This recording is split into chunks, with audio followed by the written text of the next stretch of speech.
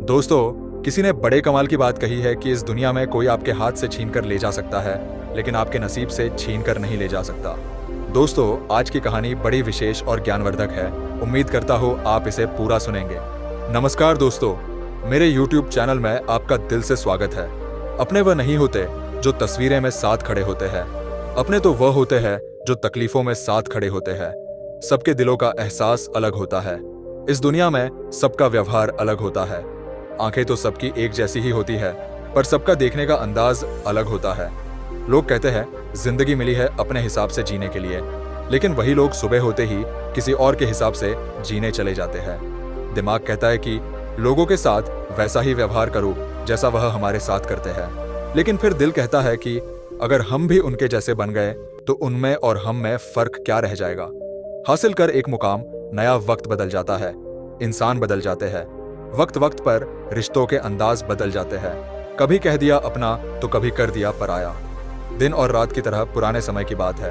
एक महान विद्वान ब्राह्मण थे जिसका नाम आचार्य त्रिपाठी था।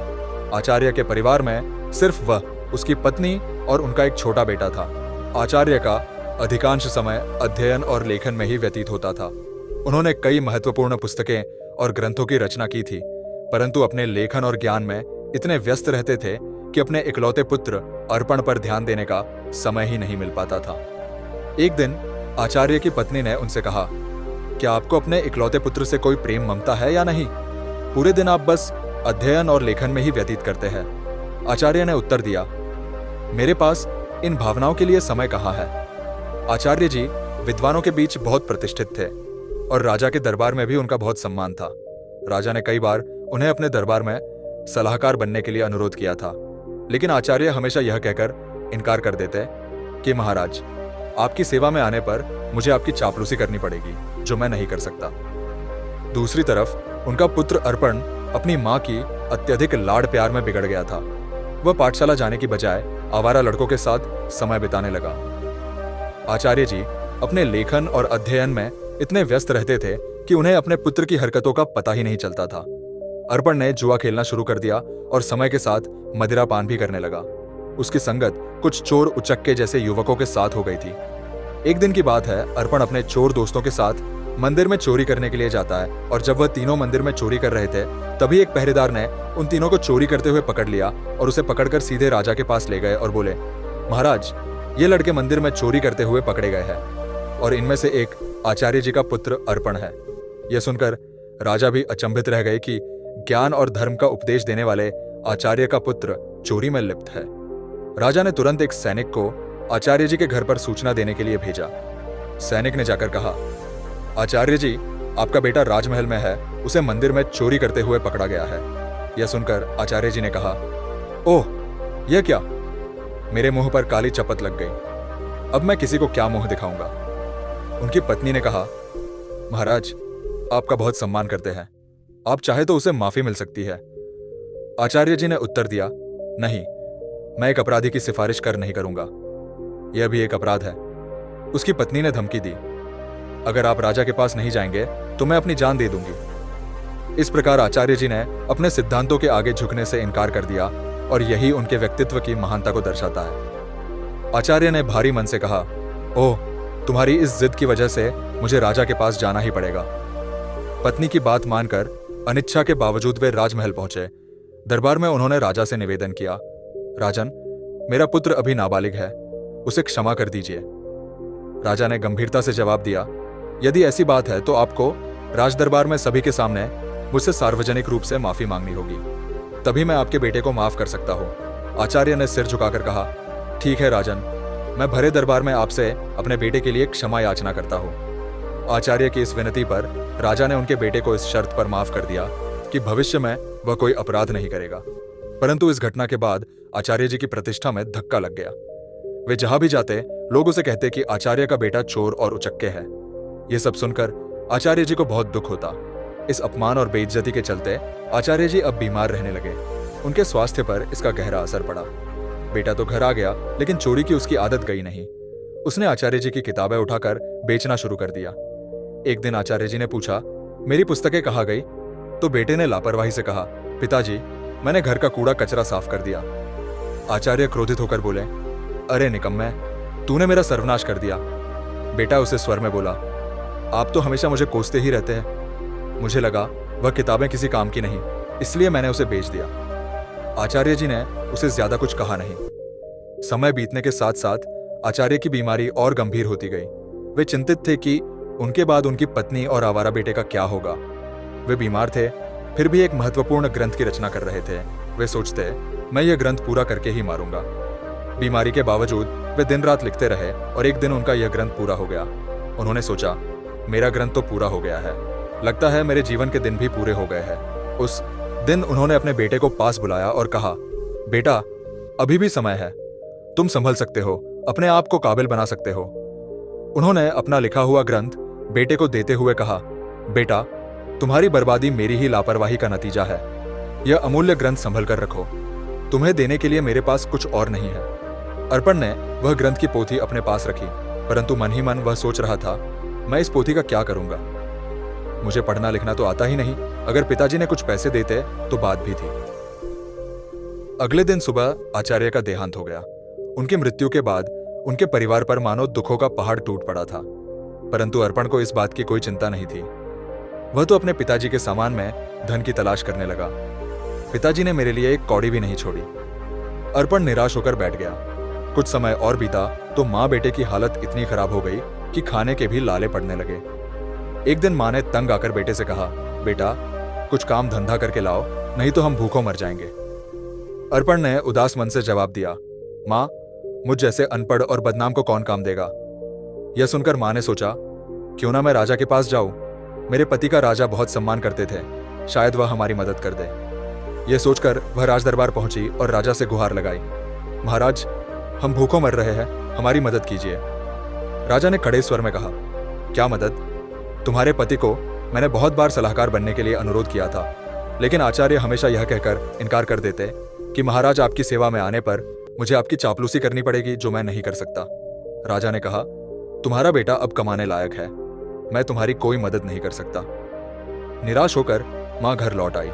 घर पहुंचकर अर्पण ने माँ को अपने पिता की दी हुई पोथी दिखाते हुए पूछा, माँ पिताजी ने यह पोथी मुझे क्यों दी? माँ ने दुखी स्वर में कहा, बेटा यह तेरे पिता की ज्ञान की आखिरी निशानी है। अर्पण ने उस पोथी को पढ़ने की कोशिश की, पर वह उसके लिए काला अक्षर भैंस बराबर थी। कुछ सोचकर वह अपने पड़ोस के रामू काका के पास गया और बोला, रामू काका आप तो पढ़े लिखे हैं, क्या आप मुझे इस पोथी का मतलब बता सकते हैं? रामू काका ने पोथी खोलकर देखा और बोले, इसमें तो बहुत कठिन श्लोक लिखे हैं, इनका अर्थ तो कोई महापंडित ही बता सकता है। अर्पण निराश होकर वापस लौट आया। उसने कई जगह काम ढूंढने की कोशिश की, पर अपनी बुरी छवि के कारण किसी ने उसे काम पर रखने से इनकार कर दिया। वह जहां भी जाता लोग उसे दुत्कार कर भगा देते थे। इस बीच उसकी माँ भूख और बीमारी से कमजोर होती चली गई। अपनी माँ की लाचारी और उसकी भूख को देखकर अर्पण ने खाने का इंतजाम करने की ठानी और घर से निकल पड़ा। चलते चलते उसकी नजर एक बगीचे पर पड़ी जिसमें फलों के पेड़ लगे हुए थे। उससे रहा न गया और वह बगीचे के अंदर चला गया। अर्पण ने जल्दी से कुछ फल तोड़े, लेकिन तभी बगीचे का पहरेदार वहां आ गया। संयोग से वह बगीचा महाराज का था। एक बार फिर अर्पण को पकड़कर महाराज के सामने पेश कर दिया गया। पहरेदार ने कहा, महाराज यह आपके बगीचे से फल चुरा रहा था। राजा ने गुस्से में कहा, अरे तुम्हारी अब तक आंखें नहीं खुली, तुमने फिर से चोरी की। अर्पण गिड़गिड़ाकर बोला, महाराज मैं कई दिनों से भूखा हूं। राजा ने कड़क आवाज में कहा, चुप हो जाओ, अगर तुम आचार्य के पुत्र ना होते तो तुम्हें सूली पर चढ़ा देता। तुम्हारी यही सजा है कि तुरंत मेरा राज्य छोड़ दो। वह बेचारा कह भी नहीं पाया कि वह भूख से लाचार है। राज्य से निकाले जाने की सजा पाकर जब बेचारा अर्पण घर लौटा तो उसकी मां की मृत्यु हो चुकी थी, क्योंकि कई दिनों से उसने कुछ नहीं खाया था और उसे हमेशा चिंता सताती रहती कि मेरे जाने के बाद मेरे बेटे का क्या होगा। दुखी मन से उसने अपनी मां का अंतिम संस्कार किया और राज्य छोड़ने का निश्चय कर लिया। अर्पण ने अपने पिता की दी हुई पोथी को संभाल कर एक थैले में डाला और राज्य छोड़कर चल दिया। दोस्तों, जिंदगी के एहसास बदल जाते हैं। जब कोई हाथ और साथ दोनों ही छोड़ देता है, तब कुदरत कोई ना कोई उंगली पकड़ने वाला भेज देता है। मुस्कुराकर चलते रहिए। मुंह पर कड़वा बोलने वाले कभी धोखा नहीं देते। डरना तो मीठा बोलने वालों से चाहिए, जो दिल में नफरत पालते हैं और समय के साथ बदल जाते हैं। नामुमकिन कुछ भी नहीं है। हम वह सब कर सकते हैं जो हम सोच सकते हैं, और वह सब सोच सकते हैं जो हमने कभी नहीं सोचा कि सब कुछ संभव है। हर कोई कहता है कि ईश्वर नजर नहीं आता। सच तो यह है कि जब संकट में कोई साथ नहीं देता तो वही नजर आता है। सहारे इंसान को खोखला कर देते हैं और उम्मीदें कमजोर कर देती है। अपनी ताकत के बल पर जीना शुरू कीजिए। आपका खुद से अच्छा साथी और हमदर्द कोई और नहीं हो सकता। यकीन जानिए, अगर आप हारना सीख लेंगे तो जीत रोती पीटती आप तक चली ही आएगी। वक्त आपका है, चाहो तो सोना बना लो, चाहो तो सोने में गुजार दो। अगर आप जानते हैं कि आप वाकई में सही हैं, तो लोगों को जो चाहे कहने दो। फिर पीठ पीछे आपकी बात चले भी तो घबराना मत, क्योंकि बात उन्हीं की होती है जिनमें कोई बात होती। बढ़ते रहे कदम, बस मंजिल की ओर कुछ मिले ना मिले, तजुर्बा तो नया होगा। भूमि पर फल के लिए श्रम सबको करना पड़ता है। परमात्मा सिर्फ लकीरें देता है, उसमें रंग हमको भरना पड़ता है। अर्पण।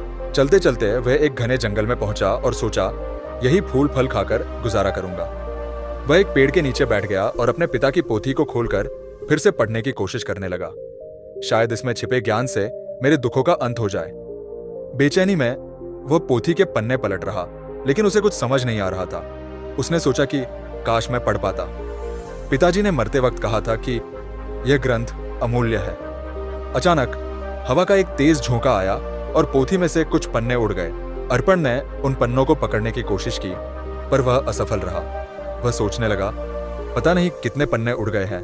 उसने पोथी को वापस बंद किया और आराम करने के लिए पेड़ के नीचे सो गया।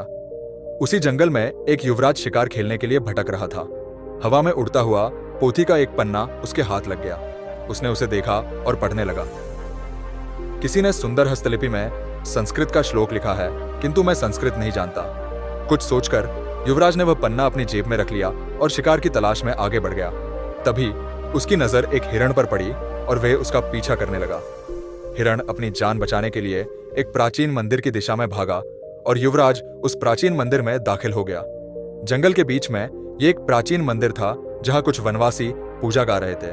उनका पुजारी कह रहा था, भाइयों, देवी को प्रसन्न करने के लिए हमें नौजवान युवक की बलि देनी होगी। तभी युवराज ने मंदिर में प्रवेश किया।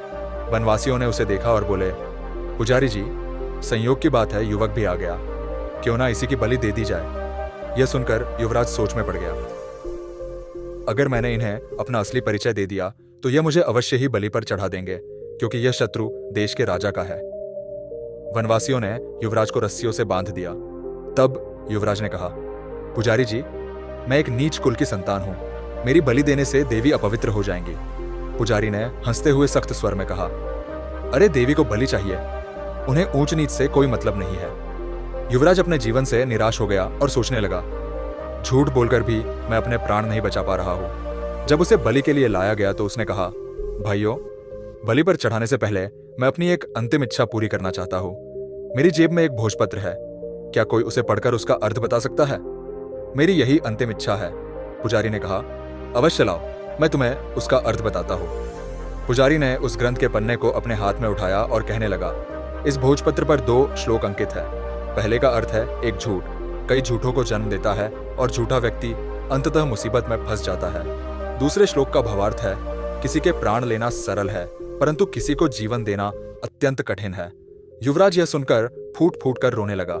पुजारी ने उससे पूछा, तुम रो क्यों रहे हो? युवराज ने रोते हुए कहा, ये दोनों श्लोक मुझ पर ही चरित्र लागू होते हैं। यह सुनकर वनवासियों को अपनी गलती का एहसास हुआ। उनमें से एक आगे बढ़कर बोला, पुजारी जी, यह युवक सच कह रहा है, हमें इसे जबरदस्ती बलि पर चढ़ाने का कोई अधिकार नहीं है। तब वनवासियों ने युवराज को मुक्त कर दिया। पुजारी ने कहा, जाओ नौजवान, इस श्लोक ने हमारी आंखें खोल दी है। हम आज के बाद देवी को किसी जीव की बलि नहीं चढ़ाएंगे। युवराज, जिसका नाम यश था, उसने उनका धन्यवाद किया और महल की ओर चल दिया। लौटते समय वह विचारों में खोया हुआ था और सोच रहा था, यह भोजपत्र कितने अनमोल है, इन्होंने मेरे प्राण बचाए। हो सकता है ऐसे सुंदर उपदेशों वाले और भी पन्ने हों। महल वापस पहुंचकर युवराज ने अपने पिता के चरणों में प्रणाम किया और कहा, पिताजी, आपने मुझे शिकार खेलकर जीवों की हत्या करने से मना किया था। मैंने आपसे झूठ बोलकर शिकार खेलने गया था और मुसीबत में फंस गया, परंतु इन श्लोकों ने मेरे प्राण बचा लिए। फिर युवराज ने राजा रुद्र प्रताप को अपनी आप बीती सुना दी। उसने कहा, ऐसे श्लोक जो दूसरों को अहिंसा की शिक्षा देते हैं और जिन्होंने मेरे प्राण बचाए, मेरे लिए हजारों मोहरों के बराबर है। पिताजी, इस भोजपत्र पर पन्नों की संख्या 3 लिखी है। यह किसी अनमोल पोथी के हिस्से है। राजा रुद्र प्रताप ने यह सुनकर अपने कुछ सैनिक को बुलाया और उन्हें भोजपत्र दिखाते हुए आदेश दिया, जो भी ऐसे श्लोकों से सजे भोजपत्र खोजकर लाएगा उसे ऊंचा पद और पुरस्कार भी दिया जाएगा। दूसरे और आचार्य जी का बेटा अर्पण महीनों जंगलों में भटकता रहा। भटकते भटकते वह राजा रुद्र प्रताप के राज्य में आ पहुंचा। नगर में आकर भी उसने कई लोगों से सहायता मांगी, परंतु हर कोई उसे दुत्कार कर भगा देता था, क्योंकि इतने दिनों से भटकते भटकते अर्पण एक भिखारी जैसा दिखने लगा था। एक दिन की बात है, भूखा प्यासा अर्पण राजमहल की तरफ से निकल रहा था और उसे जोर की भूख लग रही थी। वह सोचने लगा कि अब भूख के मारे उसकी जान निकली जा रही है। तभी अचानक राजमहल की रसोई से खाने की महक उसकी नाक में आ गई। अनायास ही वह उस मोहक सुगंध की ओर खींचता चला गया और सीधा रसोई घर में जा पहुंचा। वहां जाकर उसने रसोइये से कहा, भाई मुझे 2 रोटी दे दो, बहुत भूखा हूं। रसोइये ने उसे दुत्कारते हुए कहा, जा भाग यहां से। लेकिन अर्पण की भूख इतनी बढ़ चुकी थी कि उसे सहन नहीं हो रही थी। उसने मौके का फायदा उठाकर रसोइये से नजरें बचा ली और 2-3 रोटियां उठाकर अपने थैले में डाल ली। दुर्भाग्य से रसोइये की नजर उस पर पड़ गई। उसने अर्पण का हाथ पकड़ लिया और गुस्से में बोला, अरे रोटी चोर, चल तुझे महाराज के सामने ले चलता हो। अर्पण भूख के कारण चल भी नहीं पा रहा था और रसोइया उसे खींचता हुआ महाराज के पास ले गया और बोला, महाराज जी, यह भिखारी लड़का राजमहल की रसोई में घुस आया और यहां से रोटियां चुराई है जो इसके थैले में है। महाराज ने सिपाहियों को आदेश दिया, इस भिखारी के थैले को उल्टा कर दिया जाए। एक सिपाही आगे बढ़ा और अर्पण का थैला छीना और उसे उल्टा कर दिया। थैले से रोटियों के साथ साथ वह ग्रंथ भी निकल आया जो अर्पण के पिता ने लिखा था। उसी समय युवराज भी वहां से गुजर रहे थे, तो ग्रंथ को देखते ही युवराज की आंखें चमक उठी। उसने तुरंत ग्रंथ को उठा लिया और खुशी से चिल्ला उठा, अरे यह तो वही अनमोल पोथी है जिसकी हमें महीनों से तलाश थी। फिर युवराज ने अर्पण की ओर देखा और आदरपूर्वक अपने सिपाही को कहा, इस धनवान लड़के को सम्मान से बिठाया जाए। फिर उस लड़के को एक सिंहासन पर बैठाया गया। फिर युवराज ने पूछा, भाई तुम्हारा नाम क्या है? लड़के ने कहा कि मेरा नाम अर्पण है। युवराज ने कहा कि इतनी अनमोल संपत्ति होने के बावजूद भी तुम भीख मांग रहे हो। मैं इस पोथी के लिए तुम्हें 50,000 स्वर्ण मुद्राएं देने को तैयार हूं। अर्पण यह सुनकर एकदम अचंभित रह गया और बोला, क्या कहा? 50,000 स्वर्ण मुद्राएं कम नहीं है महाराज। मैं सोच रहा था कि लाखों की संपत्ति रखते हुए भी मैं भूखा मर रहा था। फिर उसने कहा, मित्र, इस पोथी के वचनों ने सदा मुझे पतन के गड्ढे में गिरने से बचाया है और मेरे प्राणों की रक्षा की है, लेकिन मेरी आंखें बार बार ठोकर खाकर भी नहीं खली। युवराज ने पोथी खोली और अर्पण को पहले और दूसरे पन्ने की श्लोक सुनाने लगा। उसने लिखा था कि अविद्या सारे कष्टों की जननी है और संकटों में ही अपने और पराये की पहचान होती है। अर्पण ने कहा, सचमुच अविद्या ने ही मुझे दर दर का भिखारी बना दिया। अगर मैंने बचपन में ही विद्या ग्रहण की होती तो आज मैं भी अपने पिता की तरह एक विद्वान होता। युवराज ने कहा, भाई अर्पण, अपनी पोथी का यह मूल्य स्वीकार करो। और यह कहते हुए उसने स्वर्ण मुद्राओं की थैली अर्पण को थमा दी। अर्पण ने थैली को हाथ में लेते हुए कहा, अब मैं धन का बोझ कहां उठाता फिरूं? इस धन को मैं गरीब बच्चों की अविद्या दूर करने के लिए लगाऊंगा। युवराज ने कहा, मित्र, अब तुम एक भिखारी नहीं रहे, तुम तो अब महान धनवान हो गए हो। अर्पण सोच रहा था, काश यह समझ मुझे बचपन में ही आ गई होती तो शायद मेरे माता पिता आज यहां होते। इसके बाद अर्पण ने वह धन ग्रहण किया और उसने उस धन से गरीब बच्चों के लिए एक पाठशाला बनवाई और खुद भी विद्या प्राप्त करने लगा। दोस्तों, किसी ने बड़े कमाल की बात कही है कि हौसला ना हार गिरकर, ए मुसाफिर, अगर दर्द यहां मिला है तो दवा भी यहीं मिलेगी। दोस्तों, जीवन में जो होना है वह होकर रहेगा। ये कहानी सिखाती है कि अगर आपकी बुराइयां आप पर हावी हो गई तो आपका अंत निश्चित है, इसलिए बुराइयों को अपने ऊपर हावी मत होने दो। इस कहानी को सुनने के लिए धन्यवाद। दोस्तों, मिलते हैं अगली वीडियो में एक नई सीख के साथ। खुश रहिए, अपना ख्याल रखिए।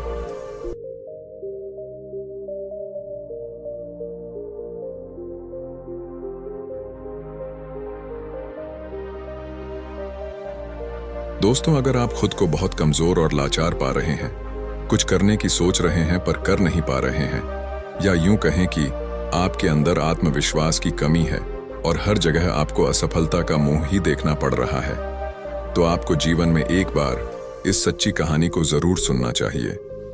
यह सिर्फ आपको सफल ही नहीं बनाएगी, बल्कि यह आपके अंदर के आत्मविश्वास को जगा देगी और आपको भी पता है कि दुनिया में कुछ बड़ा करने के लिए, कुछ बड़ा हासिल करने के लिए, कुछ बड़ा बनने के लिए हमारे आत्मविश्वास का बड़ा होना बहुत ज्यादा जरूरी होता है। तो बिना समय गंवाए एक सच्ची कहानी की तरफ चलते हैं। प्राचीन समय में निरंजना नदी के किनारे बसे एक गांव में हेमू नाम का एक नौजवान युवक रहता था। आपको जानकारी के लिए बता दें, निरंजना नदी के पास में ही एक वट वृक्ष है। उसी के नीचे बैठकर महात्मा बुद्ध को ज्ञान प्राप्त हुआ था। दोस्तों, उस समय शिक्षाएं आश्रम में दी जाती थीं। उस समय की दी हुई शिक्षाएं आज के समय में बिल्कुल फिट बैठती हैं। हेमू का बचपन तो अच्छा गुजरा, धीरे धीरे वह बड़ा भी होने लगा। कहते हैं ना कि जब जिम्मेदारियों का बोझ सर पर आता है तो हमारी असली परीक्षा होती है। बचपन में माता पिता का हाथ हमारे सर पर होता है तो हमें कुछ पता नहीं चलता है, लेकिन जब खुद कमाना पड़ता है तभी हमारे असली संघर्ष और हिम्मत की पहचान होती है। हेमू भी बड़ा हो गया था, कमाने लायक हो गया था। बारिश का मौसम था, हवा भी खूब तेज चल रही थी और ओले भी पड़ रहे थे। हवा इतनी तेज बह रही थी कि ऐसा लग रहा था वह पैरों को उखाड़कर अपने पास बहा ले जाएगी। हेमू के घर पर 2 बैल थे। बैलों के द्वारा ही उनकी खेती बाड़ी का कामकाज चल रहा था, लेकिन आंधी और वर्षा इतनी तेज थी कि बारिश में बैल भीग रहे थे। हेमू की माता ने भीग रहे बैलों को घर में लाने के लिए जैसे ही बाहर निकली, वैसे ही वह फिसल कर गिर गई और उनकी कमर टूट गई। फिर उसकी मां कभी ठीक से चल नहीं पाई। बहुत सारे पैसे उनके इलाज में खर्च हो गए, फिर भी बहुत खास असर नहीं हुआ। धीरे धीरे समय बीतने लगा। हेमू की मां अब ज्यादातर अपने बिस्तर पर ही लेटी रहती थी। हेमू नौकरी की तलाश में, कामकाज की तलाश में घर से बाहर निकल आया, क्योंकि अब उसे पैसों की जरूरत थी। तभी तो घर का काम आसानी से चल सकता था। इसलिए कामकाज की तलाश में वह घर से बाहर निकल गया। जो पैसे लेकर निकला था वह सब 1-2 दिन में ही खत्म हो गए। हेमू को कई जगह पर काम भी मिला, पर वह कुछ दिनों ही वहां टिक पाता था। उसके काम के करने के तरीकों की वजह से उसके मालिक असंतुष्ट हो जाते थे और उसे नौकरी से निकाल देते थे। ऐसा उसके साथ हर जगह हुआ। वह जहां जाता कुछ दिन नौकरी करता और फिर वहां से निकाल दिया जाता, क्योंकि वह ठीक ढंग से कोई काम नहीं सीखा था। कई कमियां थीं उसमें। हेमू को यह समझ में आ गया था कि कुछ कमी है उसमें, जिसकी वजह से वह हर जगह से भगा दिया जाता है। अब उसे जरूरत थी तो एक ऐसे गुरु की जो उसे सही मार्ग दिखा सके, क्योंकि ऐसे समय में अगर कोई सही मार्ग दिखाया जाता है तो इंसान की जिंदगी संवर जाती है, क्योंकि यह मुश्किल भरे वक्त होते हैं। ऐसे में इंसान को बहुत ही संभलने की जरूरत होती है। हेमू हताश, निराश, परेशान होकर एक बगीचे में बैठा हुआ था। तभी उसे वहां से कुछ बौद्ध भिक्षुक अपने बर्तन में भिक्षा पात्र लेकर गांव से लौट रहे थे और वे लोग आश्रम की तरफ बढ़ रहे थे। जब हेमू उन सब को देखता है तो वह उनका पीछा करने लग जाता है। पीछा करते करते वह भी उनके साथ आश्रम में पहुंच जाता है। जब आश्रम के कुछ बच्चों ने हेमू को देखा तो उन्हें लगा कि यह चोर है। वे लोग चिल्लाने लगे कि आश्रम में चोर घुस गया है। तभी कुछ बच्चे उसे पकड़ लेते हैं और आश्रम में लाते हैं। वह हाथ जोड़कर उन सभी से प्रार्थना करने लग जाता है और कहता है कि हे महात्मा, मैं कोई चोर नहीं हूं। मैं जिंदगी से हारा हुआ एक इंसान हूं। मेरी जिंदगी में कुछ भी बचा नहीं है। मेरी एक माँ है, उसकी कमर टूट गई है और वह बिस्तर पर लेटी रहती है। उसके इलाज में बहुत सारा पैसा खर्च हो गया और कुछ ही खेती बची थी, जिसे पिताजी बेच दिए। मैं पैसा कमाने के लिए काम की तलाश में इधर उधर भटक रहा हूं। मैं जहां कहीं जाता हूं, नौकरी से निकाल दिया जाता हूं। मैं पूरी कोशिश करता हूं कि मैं अपना 100% दे सकूं, और पता नहीं क्या हो जाता है कि जहां मैं जाता हूं, वहां कुछ दिनों बाद मेरा मालिक मुझसे नाराज हो जाता है और मुझे वहां से काम से निकाल देता है। इतना कहकर हेमू रोने लगा। दोस्तों, ऐसे बुरे वक्त में कौन नहीं रोएगा। तभी उस आश्रम के प्रधान भिक्षुक वहां पहुंच जाते हैं। वह सभी को हटने का आदेश देते हैं और उस हेमू के पास पहुंच जाता और उसकी परेशानियों को समझते हैं। प्रधान भिक्षु उस युवक की परेशानियां बड़े ही ध्यान से सुनते हैं। प्रधान भिक्षुक उस युवक से कहते हैं कि बेटे, तुम रो नहीं, तुम 10 दिनों तक कहीं नहीं जाओगे। इन 10 दिनों में हम तुम्हारी पूरी जिंदगी बदल देंगे। तुम्हारा खोया हुआ आत्मविश्वास लौट आएगा। लेकिन तुमको इन 10 दिनों में मैं जो भी काम करने को कहूंगा वह तुम्हें करना पड़ेगा। अगर तुम 10 दिनों में मेरी बात मान गए तो तुम्हें पाने के लिए लोग तरस जाएंगे और तुम जिंदगी में बहुत ही आगे चले जाओगे। बस तुम्हें 10 दिनों तक यहीं रुकना है और जो मैं कहूंगा, जैसा मैं कहूंगा वैसा तुम्हें करना है। अगले 2 दिनों तक प्रधान भिक्षुक उसे पौधों में पानी भरने का काम देते हैं।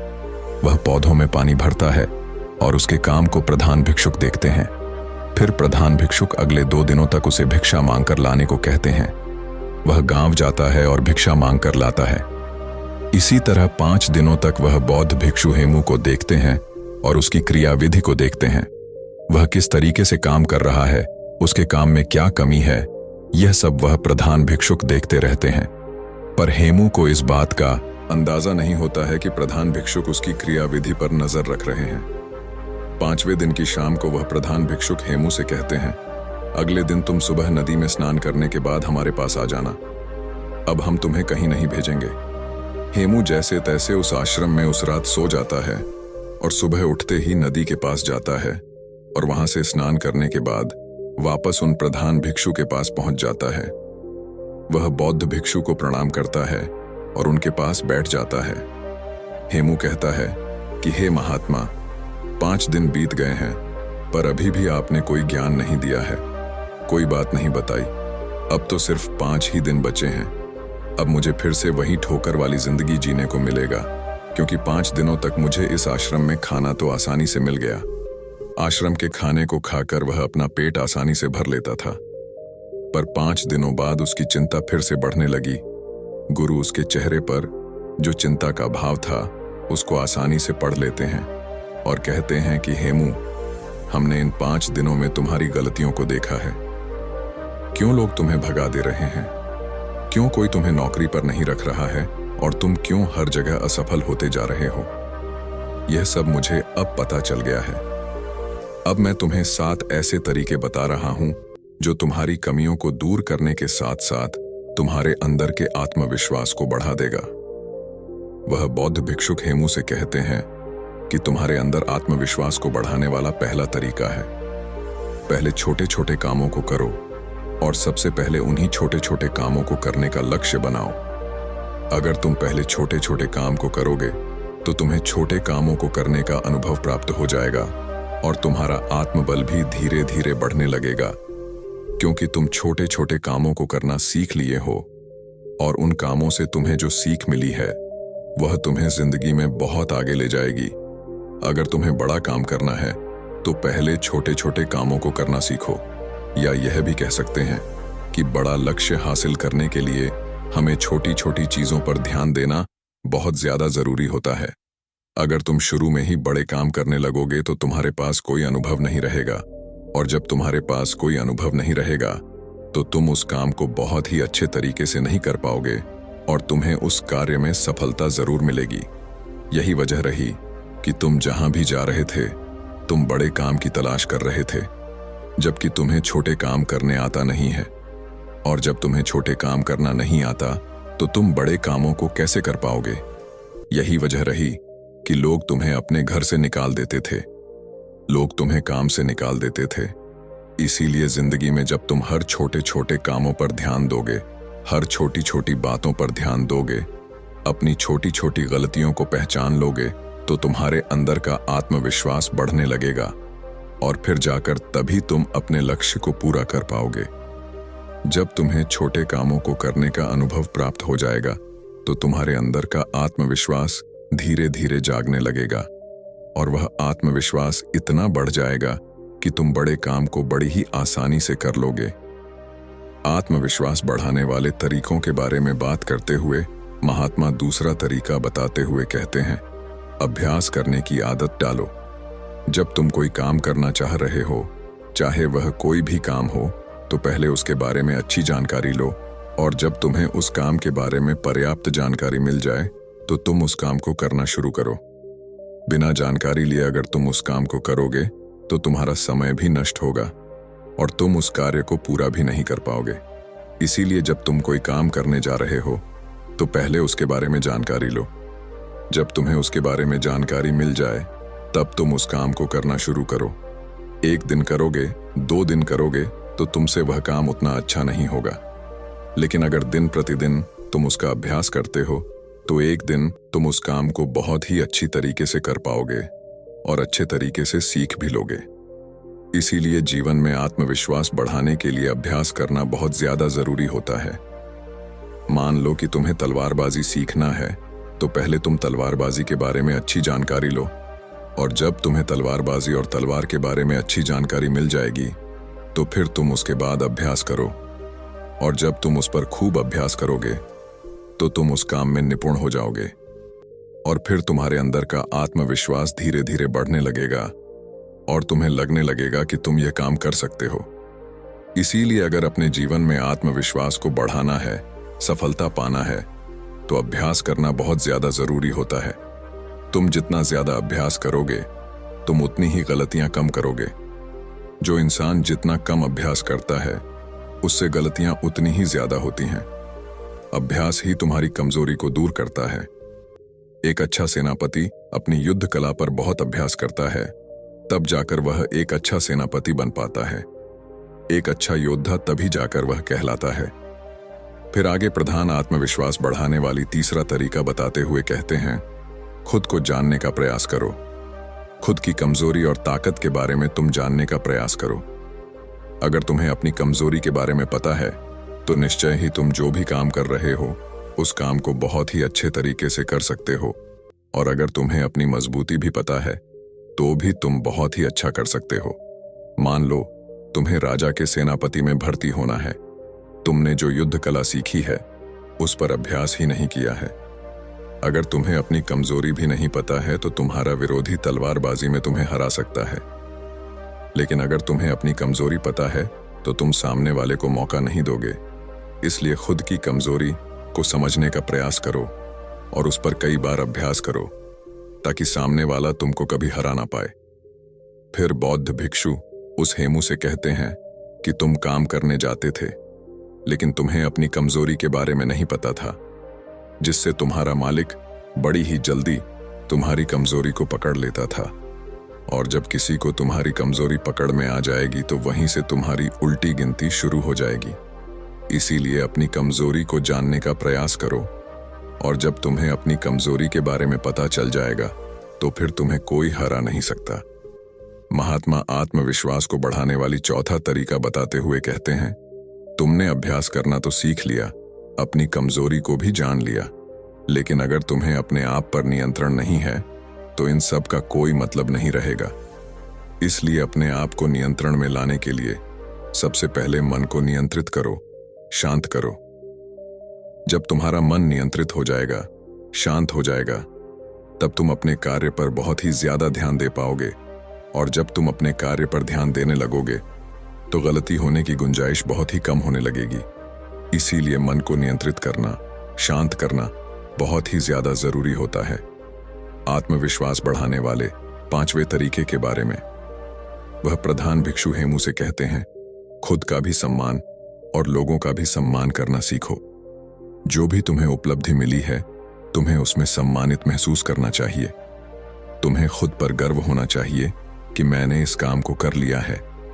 जब तुम्हें खुद पर गर्व होगा तो तुम्हारा आत्मबल, तुम्हारा आत्मविश्वास बढ़ाने लगेगा, और जब तुम्हारा खुद पर आत्मविश्वास बढ़ने लगेगा तो तुम्हारे लिए कोई भी काम करना असंभव नहीं लगेगा।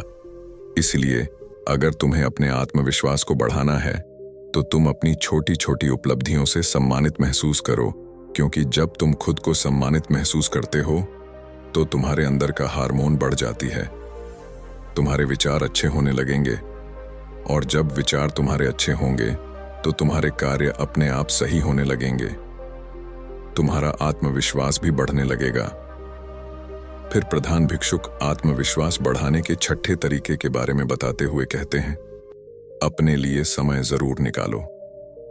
जिंदगी में तुम कितना भी व्यस्त क्यों ना हो, लेकिन अगर तुम अपने लिए समय निकाल नहीं रहे हो तो तुम्हारा सब कुछ किया हुआ व्यर्थ है। क्योंकि जब तुम खुद के साथ अकेले में समय बिताओगे तो तुम खुद को जानने का प्रयास करोगे। तुम दिन भर की गलतियों के बारे में अकेले में सोचोगे कि आज हमारे साथ क्या अच्छा हुआ है और क्या बुरा हुआ है। क्या कुछ मैं और अच्छा कर सकता था जो मुझसे नहीं हुआ? जब तुम खुद में खुद के साथ अकेले में समय बिताओ तो तुम्हें यह सब बातें अपने आप पता चल जाएंगे। इसलिए दिन में एक बार अपने लिए समय जरूर निकालें। अपने शरीर के बारे में सोचें, अपने बारे में अच्छे विचार लाएं, और जब तुम्हारे विचार अच्छे होंगे, अपने बारे में तुम अच्छा सोचोगे, तो तुम्हारा आत्मविश्वास अपने आप बढ़ने लगेगा। प्रधान भिक्षु आगे कहते हैं कि समय को बर्बाद ना होने दो, तुम्हारा समय बहुत ही कीमती है। प्रधान भिक्षु आगे कहते हैं कि समय को कभी भी मत बर्बाद होने देना, क्योंकि तुम्हारा समय बहुत ही कीमती है। ऐसे ही तुम अपने समय को बर्बाद ना करना। फालतू लोगों के साथ अपने समय को बर्बाद मत करो, क्योंकि वह समय दोबारा लौटकर कभी नहीं आता है। जो लोग समय को बर्बाद करते हैं उन्हें बाद में बहुत ही पछतावा देखने को मिलता है, क्योंकि अगर तुम हर कार्य को सही समय पर करते हो तो तुम्हें किसी भी चीज का भय नहीं रहेगा। तुम्हें किसी बात की चिंता भी नहीं सताएगी कि मैं यह कभी नहीं कर पाऊंगा। जब तुम हर कार्य को सही समय पर करोगे, अपने समय का सदुपयोग करोगे, तो तुम्हारा आत्मबल, तुम्हारा आत्मविश्वास अपने आप जागने लगेगा। जो इंसान समय को जितना ज्यादा बर्बाद करता है, समय भी बाद में उसे उतना ही बर्बाद कर देता है। इसलिए समय की कीमत को समझो और उसको बर्बाद ना करो। प्रधान भिक्षुक आत्मविश्वास बनाने के 7वें तरीके के बारे में बताते हुए कहते हैं, अपने शरीर का ख्याल रखो।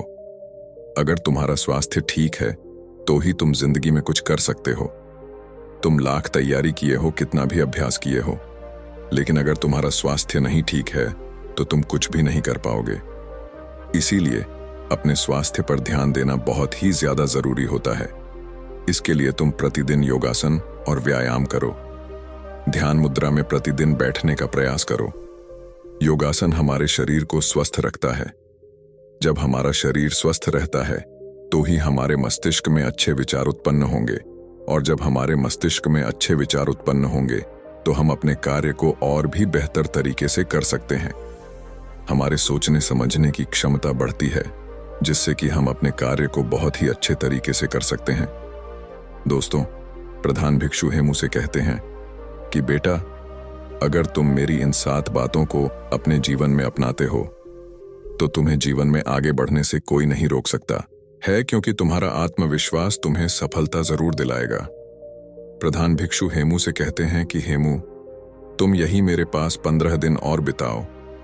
पहले अभ्यास करो, फिर मैं तुम्हें राजा के यहाँ भेजता हूँ। 15 दिन बाद प्रधान भिक्षु हेमू को राजा के यहाँ भेजते हैं। राजा हेमू की कार्यशैली को देखकर बहुत ही प्रभावित होता है और वह उसे अपनी सेना नायक के रूप में सम्मिलित कर लेता है, जिससे उसका जीवन बहुत ही अच्छे तरीके से बीतने लग जाता है। तो मुझे उम्मीद है अगर आप सब भी इन 7 तरीकों को अपने जीवन में अपनाते हैं तो आप भी अपने आत्मविश्वास को बढ़ा सकते हैं, और जब आपका आत्मविश्वास बढ़ जाएगा तो आप अपने जीवन में कुछ भी पा सकते हैं। तो दोस्तों, उम्मीद है इस वीडियो से आपको काफी कुछ सीखने को मिला होगा, और अगर कुछ सीखने को मिला हो तो हमारे इस वीडियो को लाइक, शेयर और बुद्ध चैनल को सब्सक्राइब जरूर कर लीजिएगा, और साथ ही कमेंट में नमो बुद्धाय जरूर लिखिए। धन्यवाद।